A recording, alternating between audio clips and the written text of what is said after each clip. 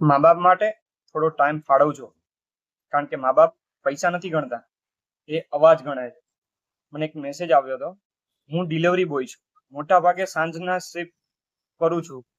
તે દિવસે રાત્રે લગભગ 9 વાગ્યા છેલ્લો ઓર્ડર ઉપાડ્યો. રેસ્ટોરન્ટમાંથી એક પેકેટ લીધું તો જોયું ઓર્ડર નાનો હતો, બસ એક સાદી ખીચડી, દહીં, 2 કેળા. સરનામું શહેર જૂના વિસ્તારનું હતું. એક જર્જરિત સી બિલ્ડિંગ, ઉપર 3જો માળ. ડોરબેલ દબાવી. દરવાજો એક વૃદ્ધ અમ્માએ ખોલ્યો. સફેદ વાળ, કાંપતા હાથ, આંખે જાડા ચશ્મા. ચહેરા પર થાક હતો, પણ અવાજમાં મીઠાશ હતી. બેટા, તું જરા અંદર મૂકી દે, હાથ કાપે છે. હું ખાવાનું ટેબલ ઉપર મૂકીને પાછો ફર્યો. તેમણે પૂછ્યું, 2 મિનિટ બેસીશ? એકલા ખાવું ગમતું નથી. મેં ઘડિયાળ જોઈ હતી. શિફ્ટ પૂરી થઈ ગઈ હતી. થોડો થાક્યો હતો, પણ ખબર નહીં, હું બેસી ગયો. રૂમમાં સન્નાટો હતો. દિવાલ પર જૂની ઘડિયાળ ટક ટક ટક કરતી હતી. એક ખૂણામાં ભગવાનની નાની તસવીર હતી, અને સામે દિવાલ ઉપર ડઝનબંધ ફોટા હતા. તેમણે થાળી ખોલી, ધીરે ધીરે ખીચડી ખાવા લાગ્યા. દર 2 કોડિયા પછી મારા તરફ જોઈને હસી દેતા, અને પછી બોલ્યા, ખબર છે બેટા, હું રોજ બહારથી ખાવાનું મંગાવતી નથી. આજે બસ મન થયું કોઈ માણસનો અવાજ સાંભળવાનો. હું ચૂપ રહ્યો. તેમણે સામે લાગેલી તસવીર તરફ ઈશારો કર્યો. આ મારા પતિ છે, રેલવેમાં હતા, 5 વર્ષ પહેલા ચાલ્યા ગયા. બીજી તસવીર, આ દીકરો છે, કેનેડા રહે છે, ઘણો સારો છે, દર મહિને પૈસા મોકલે છે. પછી થોડી વાર ચૂપ રહ્યા અને હસ્યા, પણ આ વખતે આંખો ભીની થઈ ગઈ. બસ, સમય મોકલી શકતો નથી. રૂમમાં અચાનક ઘડિયાળની ટકટક બહુ જોરથી સંભળાવા લાગી. ઘરનું વાતાવરણ શાંત થઈ ગયું. તેમણે એક કોળિયો વધુ ખાધો.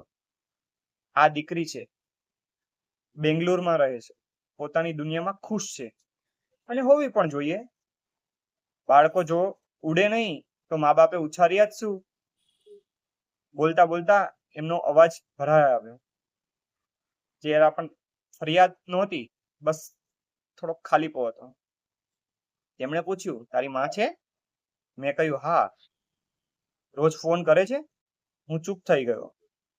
સાચું એ હતું, હું પણ કેટલા દિવસો સુધી ઘરે ફોન નથી કરતો. થાક, કામ, દોડધામ. દર વખતે એમ વિચારીને ટાળી દેતો કે કાલે કરી લઈશ.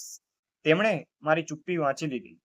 હળવેથી બોલ્યા, મા બાપ પૈસા નથી ગણતા બેટા, અવાજ ગણતા હોય છે. મારી અંદર કંઈક ચૂપચાપ તૂટી ગયું. ખાવાનું પૂરું થયું. તેમણે પાણી પીધું, પછી પર્સમાંથી 500 રૂપિયા કાઢીને મારી તરફ ધર્યા અને કહ્યું, આ ટીપ નથી, આ એ અડધા કલાકની કિંમત છે જેમાં તે મને એકલા ખાવા ન દીધી.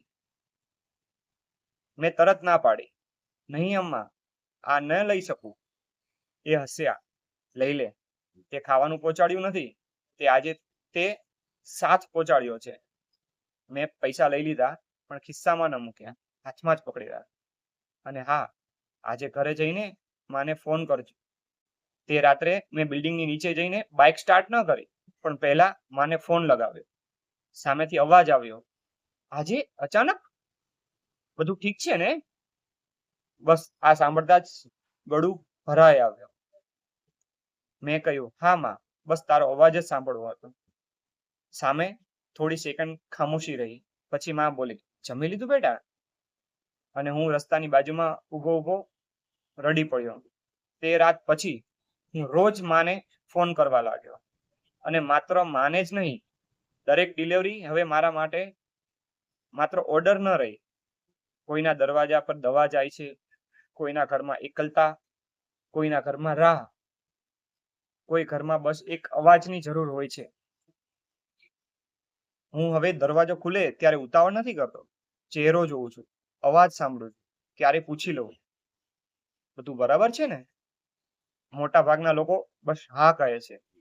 કેટલાક લોકો હસી દે છે, અને કેટલાક ચહેરા કહી દે છે. તેમણે આખો દિવસ કોઈ સાથે વાત નથી કરી. 2 મહિના પછી તે સરનામે ફરી ઓર્ડર આવ્યો અને હું દોડી ગયો. દરવાજો બીજા કોઈએ ખોલ્યો. પાડોશીવાળા આંટી હતા. ધીરેથી બોલ્યા, અમ્મા ગયા અઠવાડિયે ચાલી ગયા. થોડી સેકન્ડ સુધી હું દરવાજે ઊભો રહ્યો. હાથ ખાલી હતા. અંદર કંઈક ભારે પડી ચૂક્યું હતું. તેમણે અંદરથી એક નાનું કવર લાવીને આપ્યું. તારા માટે મૂકી ગયા છે.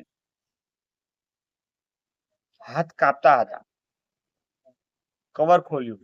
અંદર 500 રૂપિયા હતા અને એક નાની ચિઠ્ઠી હતી.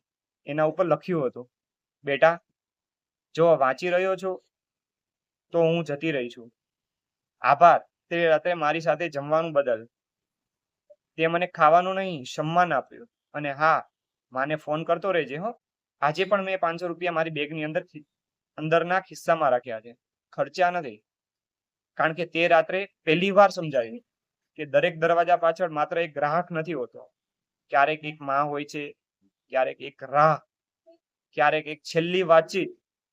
આપણે બધાને પોતપોતાની ભૂખ લઈને જીવી રહ્યા છીએ. કોઈને રોટી જોઈએ છે, કોઈને દવા જોઈએ છે અને કોઈને બસ 2 મિનિટ. માણસને હંમેશા પૈસા નહીં, ક્યારેક બસ હાજરીની ડિલિવરી જોઈએ છે. અસ્તુ.